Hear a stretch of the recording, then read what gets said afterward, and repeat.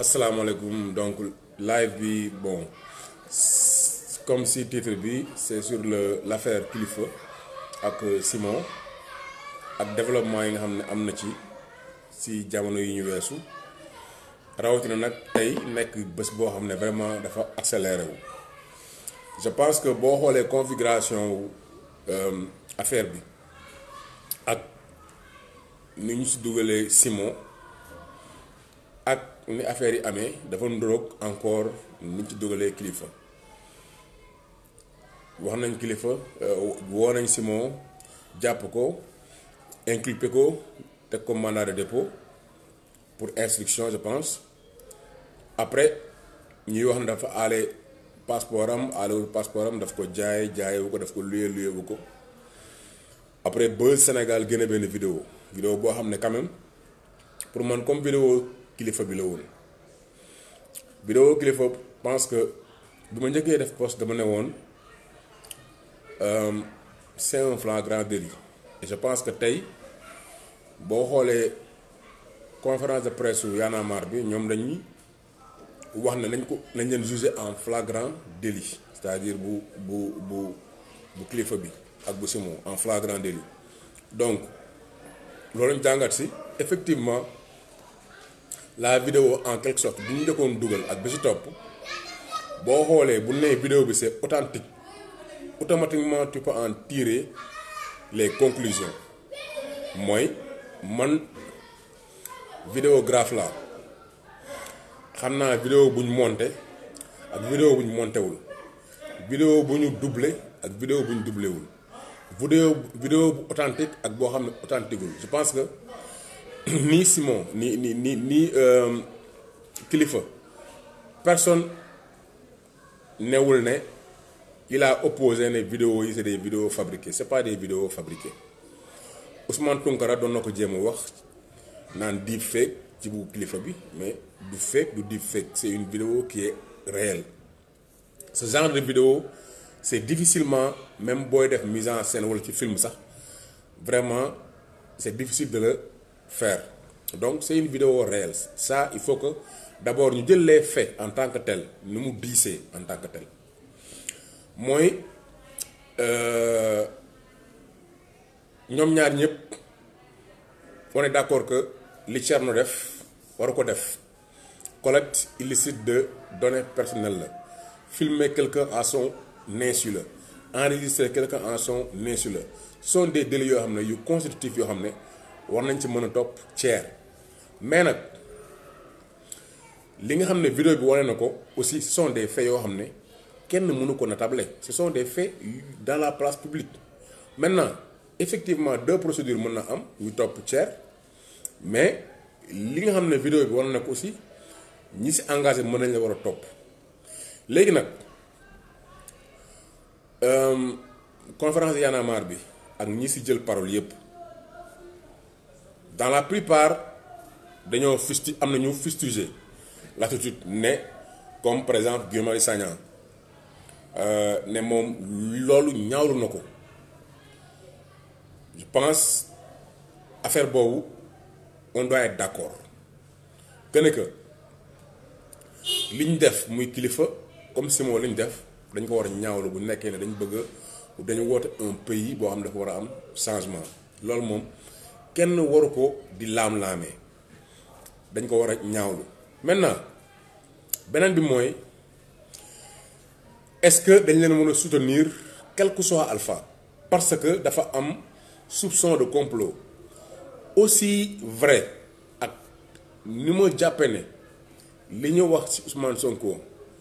loolu ak fait yi génn, parce que fait yi génn mooy PV beeg incohérence yi am ci discours Adji Sarr ak témoin oculaire yi yépp boo ko jëlee parce que soxla woo jugement bi génn, boo génnee fait yooyu nga xam ne nii kenn mënu ko natable da ngay xam ne li ñu koy toppee amul. T'as pas besoin de jugement, man mun naa ko waat ne li ñu koy toppee par exemple pour le viol gynécologue bind na y a pas eu de rapport, mais ñii nii c'est du flagrant délit. On voit des gens yoo xam ne en fait li ñuy def noo ko mën di tuddee c'est des actes délictuels maintenant ñu ne non bon affaire migrant la affaire keneen ak keneen bon bu la neexee ah parce que effectivement on est dans un pays boo xam ne bon nee nañ mën nga jaay visa wala leen mais n'empêche loolu délit la maintenant fi nga xam ne moom moo metti et les gens s'en rendent compte et loolu c'est arrivé bi ci Thione Seck amee problème rapport yi bëri defoon ci ay musique xam nga ñiy xalab ñiy wax ay tout après ngaa ko blindé am problème mooy dafa am loo xam ne affection la mooy kilifa ñu bëri ak Simon dañ koo xam dañ leen a xam pratique leen ñu ànd si xeex ngeen toog na ataaya ngeen seex leneen ak leneen donc bu ñu ko jàppee dans ton fort intérieur tu veux rejeter ça dafay nekk genre déni c'est difficile à accepter mais c'est la réalité et bu bii nag mën ngeen comprendre pourquoi benn Macky Sall moom ñu tuumaal frère am koo xam ne nii ñoom ñoo bokk màggandoo mu nekk petit frère am mu gis ko peut-être mu fayal ko mu jàng mu defal leneen ñu jiñ ko lu ne weng et il cherche à le défendre mais gis nga révolution française Robespierre mi nga xam ne bokkoon nañ ñi gàddu révolution bi dañoo dagg boobu par guillotine dañ ko rey bi nga xam ne ni dem na ba liñ doon xeex moom mu commencé loolu noonu mu bëgg ko jëmmal c'est pas parce qu'on a combattu c'est pas parce qu'on a été un révolutionnaire c'est pas parce qu'on a participé à un régime c'est pas parce qu'on a été constant di def ay démarches ma ne bu nekkee ne erreur la ñu jàpp la si jigéen erreur la ñu jàpp la si da nga peut-être mandi dóor dara xam nga erreur la parce que jàpp nañ la peut-être whatever parce que bon c'est des mën nañ ne ay actes yoo xam ne mineur mais acte boo xam ne par exemple c'est prémédité yow am nga sa xel am na loo bëgg da yaa ngi teg ay actions yoo xam ne les actions ce ne sont pas anodines donc loolu noonu day wane benn affaire ne am na nit loo xam ne boo si duggee waratoo laal xaalis public c'est comme les grandes démocraties boo demee ba ñu taxal la et que mu leer que ne que li nga laal dafa am loo xam ne mooy da ngay teg pour faire du faux usage de faux waratoo laal lu public. Y'en a marre en tant que mouvement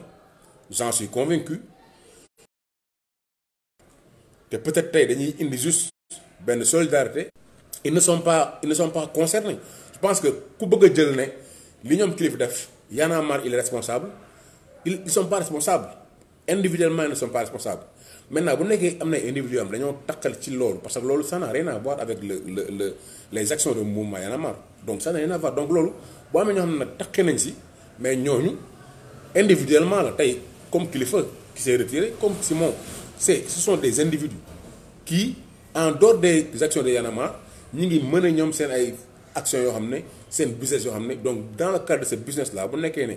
dañ leen si jàpp ñu war a seetal seen bopp mais nañ seetal seen bopp dans ce cadre là bien vrai que nag li ñuy wax ne solidarité de corporation solidarité de frères yooyu yëpp dafay am mais bu ñuy laaj justice nañ laaj justice dans toute sa rigueur maintenant injustice bi fa la nekk ñu ne effectivement dafa am temps boo xam ne de latence entre bi ñu kilifa affaire bi génnee ak bi ñu leen jàppee parce que dafa am beneen affaire bi su am mooy affaire député yi li ma yàgg de wax toujours mooy ñun on ne peut pas imposer à la justice nan lay defee Cheikh Bassirou mënuñu dara si moom keneen ak keneen mënuñu dara si ñoom ndax lan ñoom ñoo ko yor ñoo yor pouvoir fi mu toll nii li ñu mën def mooy bu jëmm jamono ba pouvoir ba changé ñu woo leen et on leur demande des comptes par rapport ak ñoom seen comportement mais tant que ñoom ñi nga am pouvoir bi ñu am bu leen neexee ñu xool kii wala kële parce que cette fois qu'est-ce qu'on dit le temps de la justice n'est pas le temps des hommes ñoom ñooy xool dossiers yi ñuy jël ak dossiers yi mais loolu mënu leen ko bañal ñoom lañ ko jox maintenant après loolu c'est un combat perpétuel pour que injustice bi mu justice bi bañ a jeng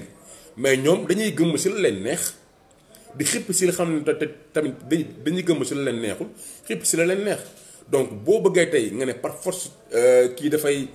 enrôler dossier Bougazelli wala dossier Aliou Sall wala dossier keneen mu téye loo xam parce que moo ko moom xam nga mais loolu on peut pas le forcer bu ni ñu ko mën a forcer mooy par les élections wala bu nekkee par exemple comme nañ téye woon Guy Marius Sagna loo xam ne ni c'est amul li ñu ko mën a toppee ñu jàpp nit mais le cas de Assane Diouf bi ñu ko jàppee ba yóbbu ko instruction mais loolu c'était flagrant et je pense que jour boobu man Guy Marius Sagna Fatima Meng ñeneen ak ñeneen bi ñu jàpp Assane Diouf automatiquement dañoo dem foofu si ngoon si pour bëgg ko gis yóbbaale ko lekk et tout mais ñu si bëri peut-être dafa ñëwoon action mais pour man c'était une injustice flagrant délit la def da doon wax live am gars yi fekk ko si néegam ba pare force néegam yóbbu ko donc koo def flagrant délit ñu yóbbu la instruction mais boobu bu nekkoon ne mouvement yi ñeneen ak ñeneen je pense xeexoon nañ injustice boobu bu Assane Diouf bi traversé ba tànk beeg yooyu yëpp am si illégalement il était détenu on l'a pas fait avec la masse mais lii lay indiwaat mooy pour man kilifa war nañ ko mën a àtte si flagrant délit maintenant bu nekk dañu retenir ne effectivement enquête passeport yi am na ñeneen ñu si laale peut-être loolu ça prendra du temps pour que ñu démêler système boobu après c'est à l'appréciation du procureur de prendre mënuñu ko wax ne ko par force da nga koy def n'est-ce pas donc une injustice ñu bàyyee mu jàll mais yeneen injustice lay indiwaat beneen bi mooy il faut faire très attention par rapport ak fréquentation ce qui est clair mooy Thierno ces gens nee nañ Aliou Sall nee na multirécidiviste la mooy lan mooy que jàpp nañ ko jàppaat ko jàppati ko est-ce que ñoom xam nañ ne Thierno da doon def wala dañ ko découvrir après 20 ans wala Simon peut-être après 10 ans la wala mais su nekkee ne Thierno da doon def ay affaires yoo xam ne c'est délictuel bañ bu ñu ko jàpp en flagrant délit comme ça mais loolu tamit c'est beneen question bu ñu mën a poser la beneen bi mooy li Sonko wax ne kilifa ñëw na seet si ko après ñu am ay affinité mu koy woowee leneen dafa am loo xam ne il faut faire attention pour man entre ce qui est affectif ak un compas boo xam ne nii amul frère amul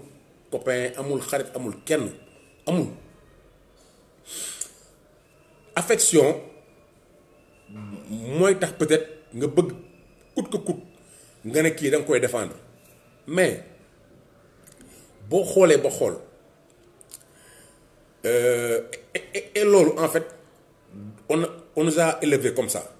mooy da ngay nekk sénégalais nga nekk ci benn poste nekk ministre walla dara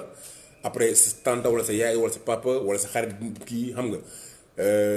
bëgg poste walla bëgg dara xam nga après tu es da ngay am dualité ndax naa ko def walla dama ko def et ça j'en avais parlé à si Seneweb genre que ne que mën nga am xarit boo xam ne mais jëmmi jamono yow nga nekk dans la position d'un procureur dossier bi ak si fa dafa am affection mais mu am aussi la loi il faut appliquer la loi telle quelle pour tous les citoyens c'est difficile mais ça c'est comme ça que un changement devra être fait sinon il y aura jamais de changement parce que mënuñu gëmm aussi sur le fait que surtout la vidéo yi génn que effectivement am na yoo xam ne nii mais c'est des actes délictuels de faussaires mais yooyu on dénonce ça jusqu'à la dernière vigueur comme on a dénoncé pour Bougazelli comme on a dénoncé pour les députés comme on a dénoncé pour Mame Mbaye Niang par rapport ak 29 milliards yi il faut ñu topp leen comme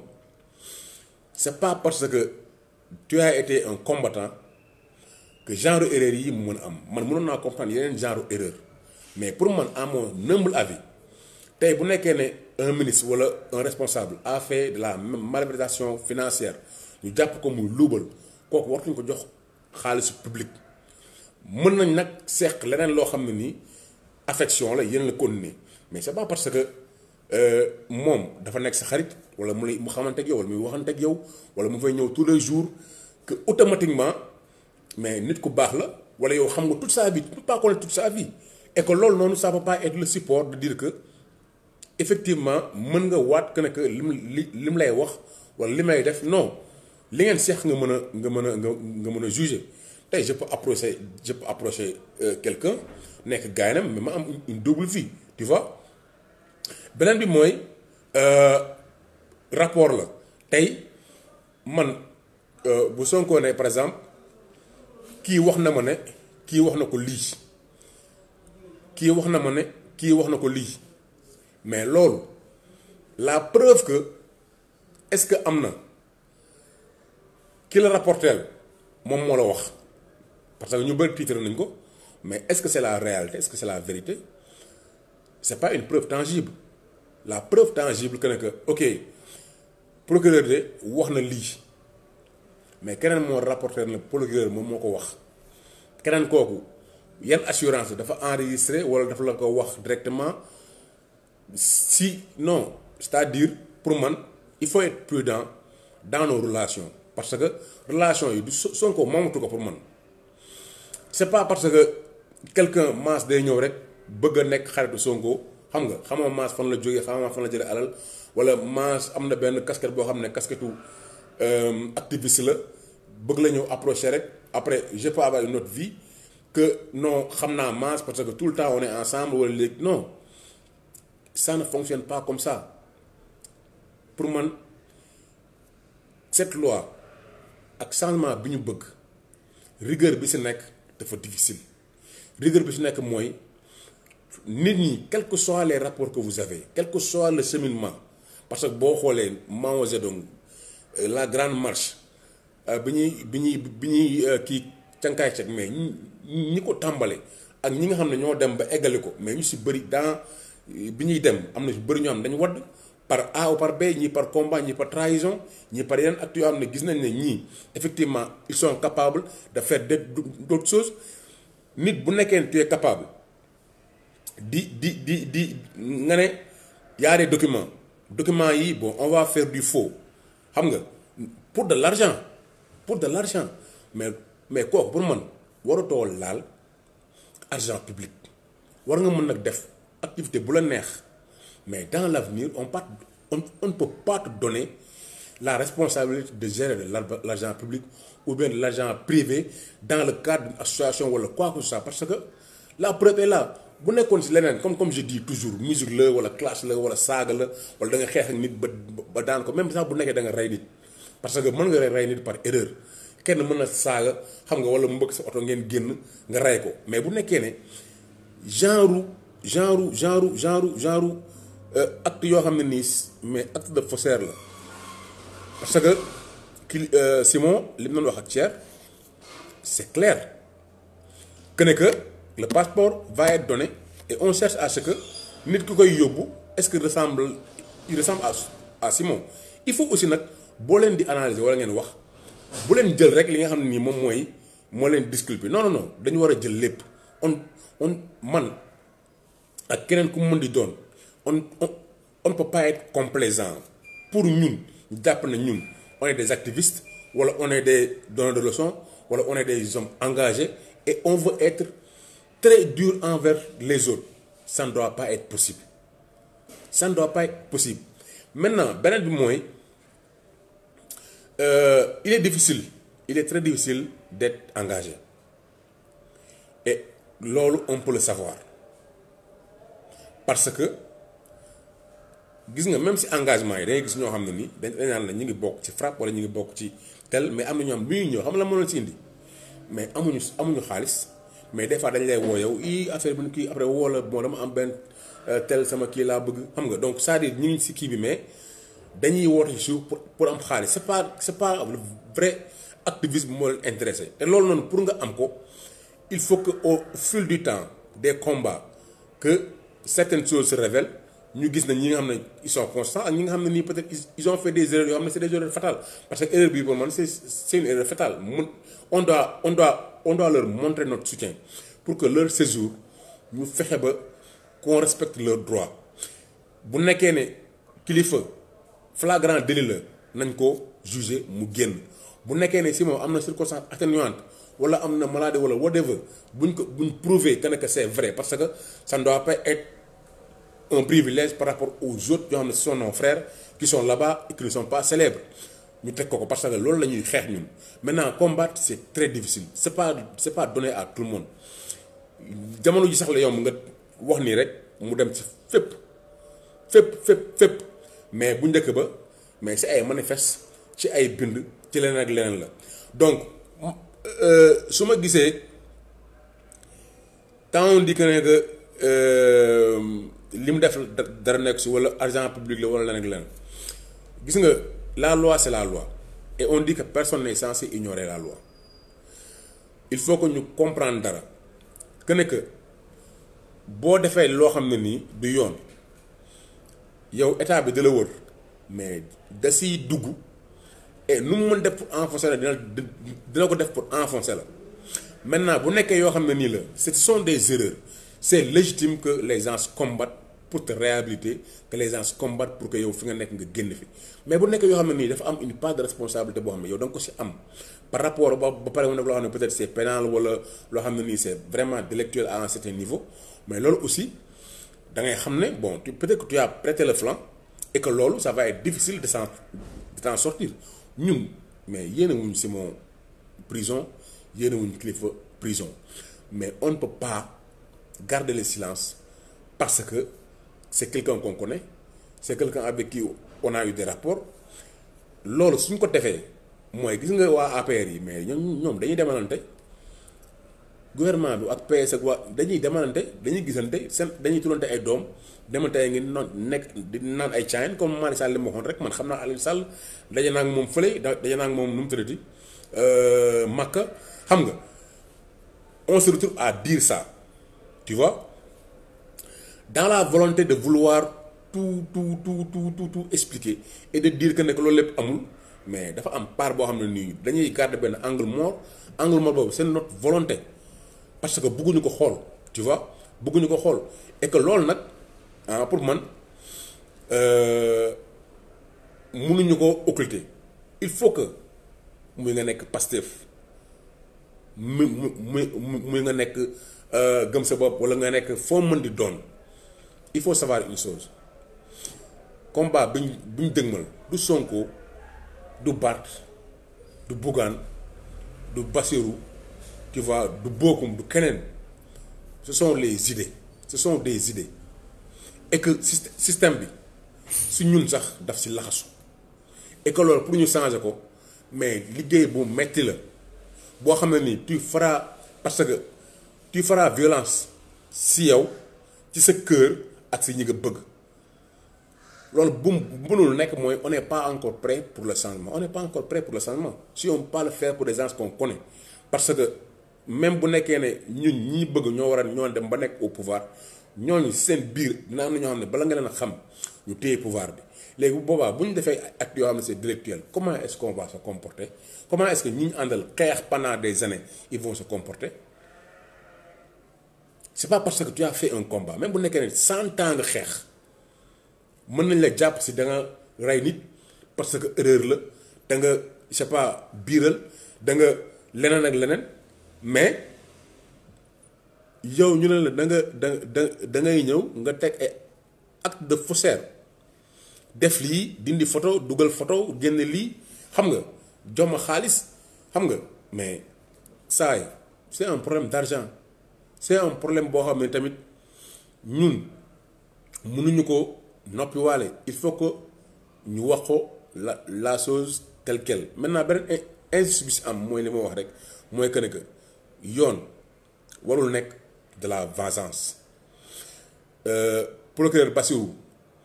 lépp loo xam ne ni Adama Gaye waxoon na ko Adama Gaye dugal nañ ko prison te loolu dafa metti même bi nga xam ne nii waa leeral am nañ ay ñu gaañu ci cortège Macky Sall bi mu def benn poste les gens n'ont pas compris mais man je comprends su may leer poste Adama Gaye yi foncièrement comment il se sent parce que dañ ko jël dugal ko ci cellules yi nga xam ne mais des centaines de personnes la summeeku xam nga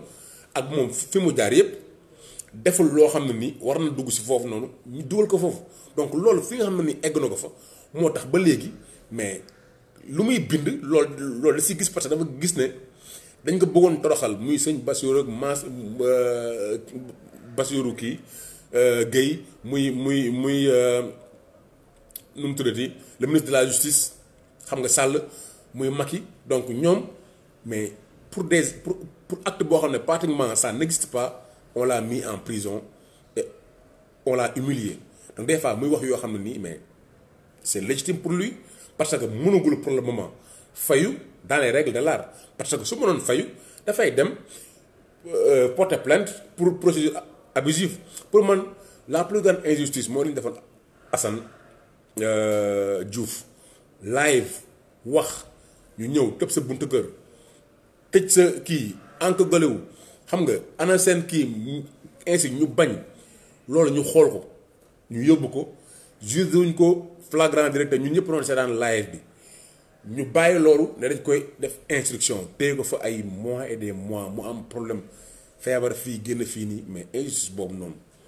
mais ça risque encore mu am si peut-être Simon ak kilifa boo xam ne ni peut-être mën nañ leen a juger en flagrant délit peut-être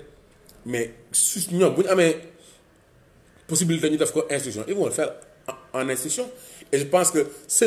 ne sera pas de dire que c'est de bonne guerre mais ñoom bu ñu yoree justice di def injustice loo si mën mënoo si dara pour le moment tant que élection ñëwul wala tant que révolution amul wala tant que leneen mënoo si dara li nga mën rek mooy comme lii nii dénoncé c'est ça mais y a un boy bu dëkk yëmbal un certain Diallo je pense boo xam ne nii policier bi photo la jël ne ko yow yaa ñu agressé photo boobu du moom boy bi mi ngi prison depuis boobu de façon flagrante depuis boobu mi ngi prison photo bi génn nañu te boo xoolee photo bi yow di nga xam ne kii du kii donc base accusation yëpp si te de loolu dañuy wax loolu ne la témoin oculaire mais mënuñu si basé wu pour jàpp nit noonu sans pourtant mu am yeneen preuve concordante loolu am na fi mi ngi fi les gens sont à fond booy depuis boobu ñi ngi yuuxu à yëmbal tu vois donc mais injustice yooyu les gens le regardent duñ def dara dañuy toog jàpp sa ñàmbur et puis injustice dalay dal parce que boo jàppee ne yow da nga nekk nit boo xam ne dafa nekk à côté di dund société boo xam ne du la laal non bu ci dugg non bul génn non bul def lii ay yéen da ngeen a sonn xam nga lii du mës a deñ mais bu la dalee rek da ngay yuux fu nekk di yuux way wàllu laaj nit ñi ndax ñëw jàppale la ce sera vain parce que bi mu tolloo si nit yow nga mën a xeexloo da nga ko bàyyi ñu def ko keneen fu may daanal rek mooy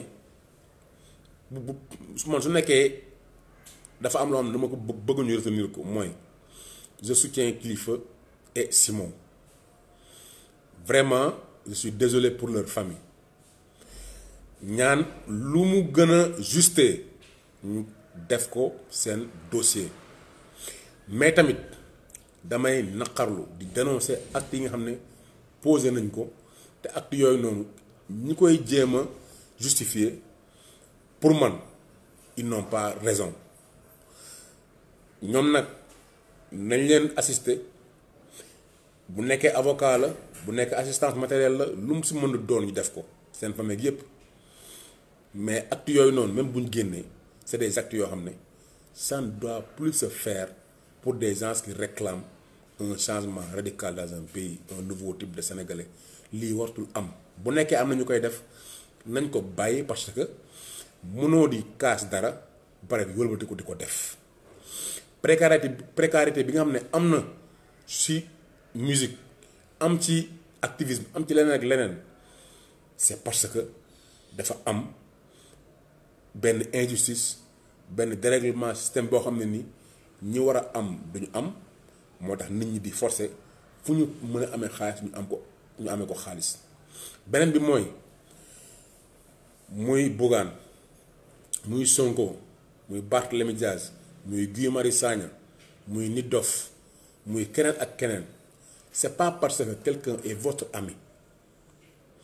xamante ngeen da ngeen di demalante que de facto il peut pas être quelqu'un buy def des délits yoo xam ne c'est des délits punis par la loi non non non nit mën nga ko xam muy def loo xam ne nii doo ko xam boo ko yëgee nag comme li ngeen wax rek jullit bu tooñee ak bu ñu ko tooñee da nga koy assister bu tooñee li nga def jarul yoon nga wax ko fépp nag jarul du yoon maintenant noo koy assister mooy fexe ba nu mu gën a oyofee si moom liñ ko nar a teg mu nekk li nga xam ne nii moom la yoon wax kese bu waree gaaw mu gaaw ñu bañ ci dugal politique wasalaam.